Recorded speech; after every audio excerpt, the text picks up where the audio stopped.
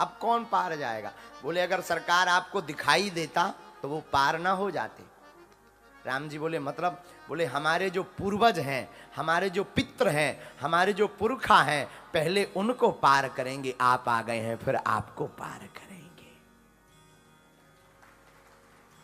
तो राम जी के चरणों की जल से अपने पितरों को पार किया। अब कहा कि बैठो।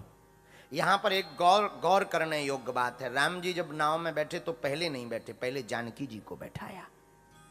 ये कथा का सूत्र है। साथ में अगर परिवार में कोई माँ जी या स्त्री हो या बहन हो या बिटिया हो तो किसी भी वाहन पर चलने के पहले उनको पहले बैठाओ।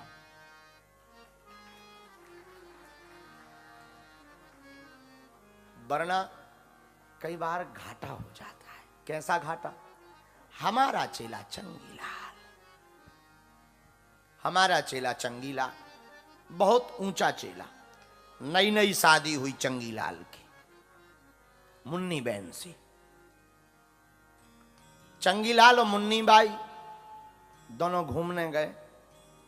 रेलवे स्टेशन पर एक बूढ़ा आदमी जिसका नाम टिल्लू गुरु, टिल्लू गुरु रामायण पढ़ रहा था, रामचरितमानस। तो चंगीलाल ने देखा, युवान लड़का था चंगीलाल, क्या रामायण लगाए रहते हो, दिन न रात रामायण रामायण पढ़ रहे, क्या रखा रामायण में? पुरानी हो गई, नई पुस्तकें आ गई, उनको पढ़ो।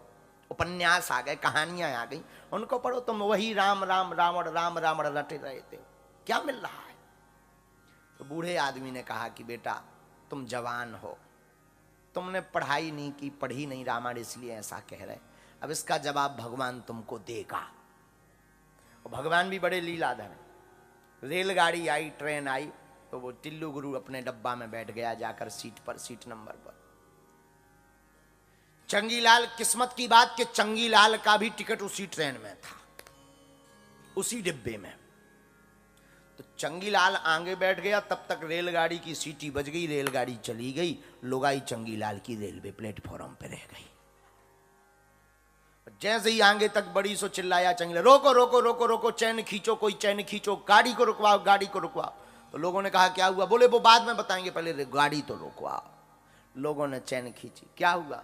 बोले हमारी लुगाई मुन्नी बाई प्लेटफॉर्म पर रह गई।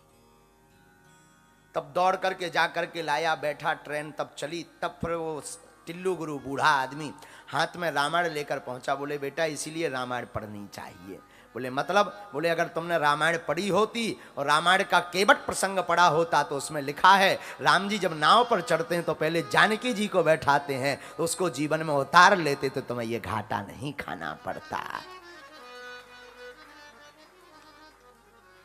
इसलिए याद रखिएगा, वाहनों पर राम जी ने नाव में सबसे पहले श्री जानकी मैया को चढ़ाया। आहा, जानकी मैया को सीय राम गुहि लखन समेत। आप चौपाई पढ़िएगा तो सबसे पहले जानकी मैया नाव पर पहुंची, लक्ष्मण जी, फिर राम जी। नाव चली तो केवट ने सोचा पार तो बहुत जल्दी हो जाना, तो केवट क्या करे, थोड़ा नीचे ले जाए फिर ऊपर ले जाए, नीचे ऊपर नीचे। 2-3 घंटा हो गए। राम जी बोले भैया इतनी लंबी तो गंगा जी नहीं है जितनी तुम बना रहे, अब तक तो पार हो जाना चाहिए। तो पता है केवट ने मुस्कुरा कर क्या कहा? वाह, कुछ देर क्या बैठे, आपको ऊबन हो गई, कुछ देर क्या बैठे, आपको खिन्नता भर गई सरकार। हम जीवों के ऊपर देखो क्या बीतती होगी जब आप 84 लाख योनियों में ऊपर नीचे करते हो, तब क्या बीतती होगी। भगवान हंस गए, बड़े चतुर हो। तब राम जी ने मुस्कुरा कर कहा चिंता मत करो, हम तुम्हें आशीर्वाद देते हैं, जो गंगा स्नान करेगा, गंगा जी का ध्यान करेगा, जो इस प्रसंग को सुनेगा उसे 84 लाख योनियों में नहीं भटकना पड़ेगा। आगे गंगा जी पार भय, उतरी ठाण भय, सुर शरीरे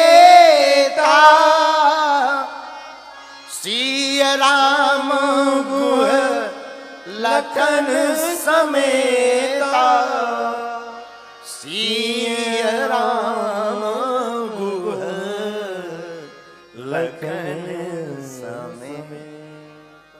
राम जी उतर गए। जैसे ही उतरे तो राम जी को संकोच है कि उतराई कुछ देनी चाहिए। के बट उतरी दंडवत कीना, के बट उतरी दंडवत कीना। प्रभु ही सकुच यही नहीं कछु दीना, प्रभु ही सकुच